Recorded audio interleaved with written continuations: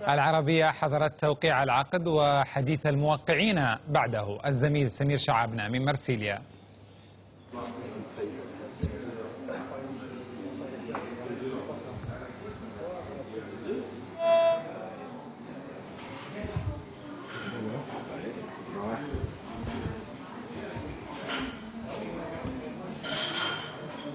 بصراحة نقول لك الحمد لله كما قلت تم الاتفاق مع النادي الاتحاد، وما نقول لك فريق عريق وشرفني كما نقول لك نتحمل الوان الاتحاد، ورب ان شاء الله نوعدهم ان شاء الله بموسم كبير ان شاء الله بقية المشوار. يعني العقد تم امضاؤه والامور كلها على ما يرام ان شاء الله. الحمد لله كل شيء على ما يرام الحمد لله.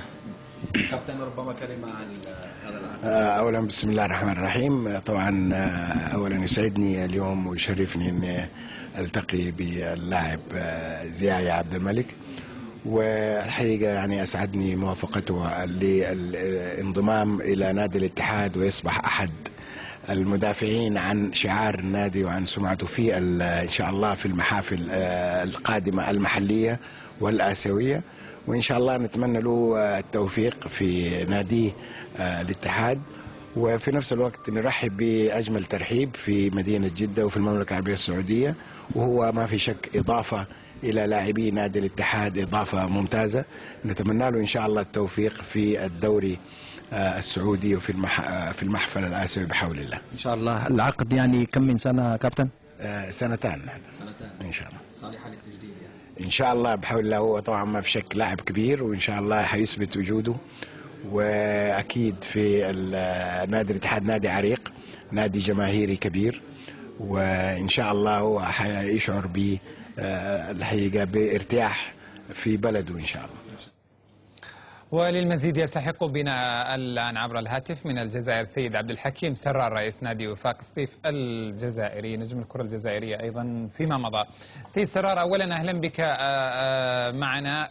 ثانيا أريد أن أوصل لك أحد الجزائريين في مرسيليا اتصل بنا، قال بأنه عرف نفسه بسيد هوار، قال بأنه أحد الأصدقاء المقربين لزيايا، وأنه لم يوقع العقد رغم الصور التي عرضناها الآن. قال بأن اللاعب لم يوقع ولا يريد الذهاب إلى اتحاد جدة، وأنك أنت من تريده أن يذهب إلى اتحاد جدة السعودي. كيف تعلق؟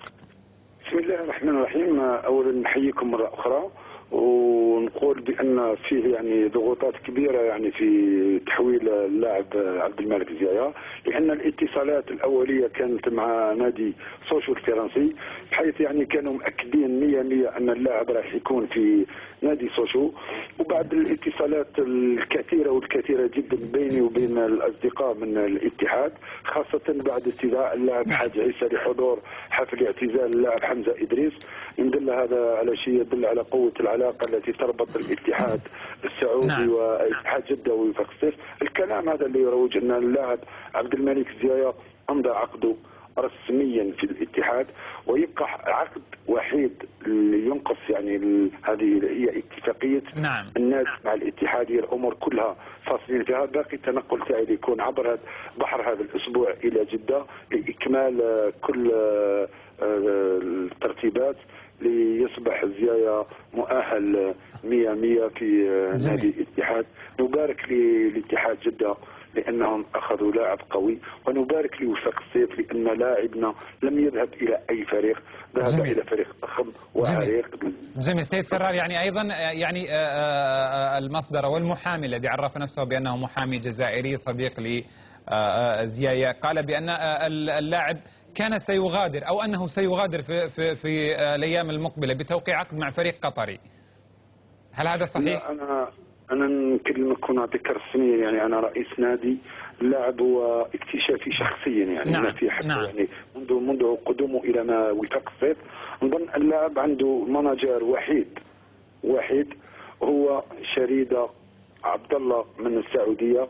أنا أعطيته التوكيل شخصيا.